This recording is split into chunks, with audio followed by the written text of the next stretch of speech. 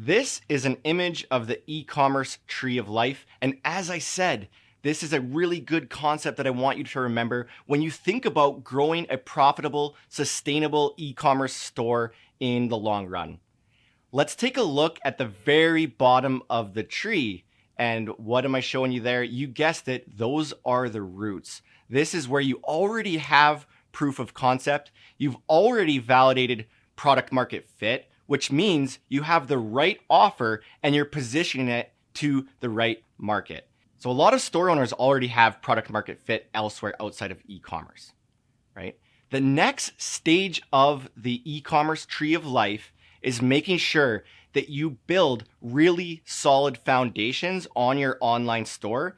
And this means that you have a great user experience on your website. You've set up a lot of automations. You have email signups. You have automated email sequences working for you.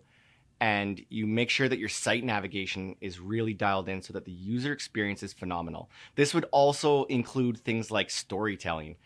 Can your customers see themselves in your brand narrative? So at the very base of this tree, we need to make sure that we have really solid foundations on our e-commerce store. And as we move up the tree, this is the most important piece of the puzzle. This is making sure that you have at least one predictable acquisition channel. And this means essentially you have a traffic source that predictably leads to sales time and time again. So throughout the duration of this certification, we're going to show you how to go and get sales from Facebook and Instagram, but it doesn't need to be Facebook and Instagram that is your predictable sales channel. It could be Google or YouTube or TikTok or Snapchat or influencer campaigns. It could be anything, but your online store absolutely needs this product market fit, solid foundations, and a solid trunk that predictably leads to sales time and time again. And a key here is that I don't want you to get hung up trying to tap into too many sales channels at once. I can't tell you how many e-commerce store owners I've met who are trying to get success on TikTok, Snapchat, Pinterest, YouTube, Google, and Facebook all at the same time when they don't even have one of them that's working well to reliably generate sales.